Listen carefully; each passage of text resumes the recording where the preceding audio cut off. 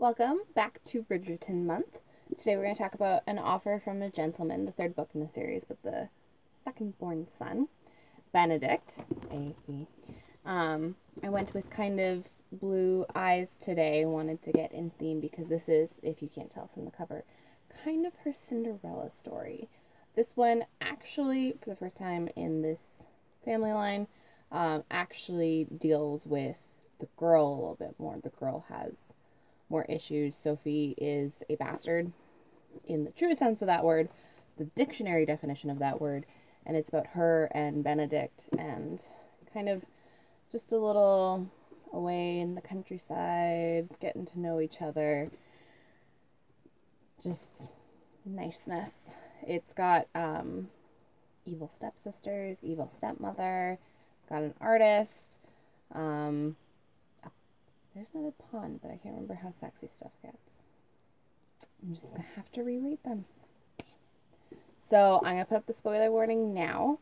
If you want a spoiler-free thoughts, not my favorite, but it's a solid entry. It means a lot to me as someone who is technically that dictionary definition of bastard, seeing what my life would have been like 100 or so years ago. I have so many more opportunities now, and this is kind of somebody rising above what happened back then.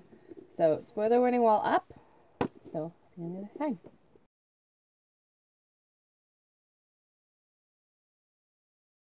Alright, so this starts off with Sophie. She's the bastard daughter of an earl. Eventually, her mother feels like she can't care for her anymore, so she sends her to her father's house, who raises her as a ward. Everybody knows who she is.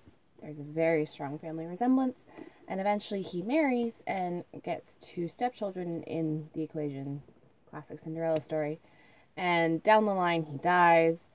She gets abused, and she ends up sneaking out to a ball. Surprise, surprise.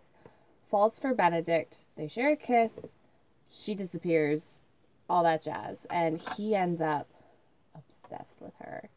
And eventually she just decides she can't remember if she decides she can't stay or her stepmom throws her out.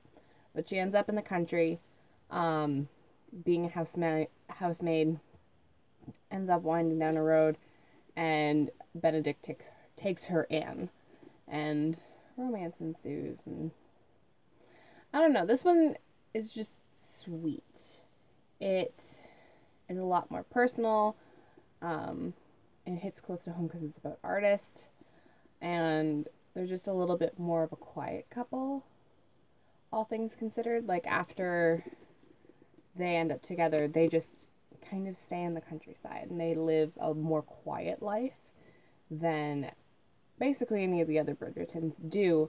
And they're just sweet. And of course their signature humor is back. It's just wonderful.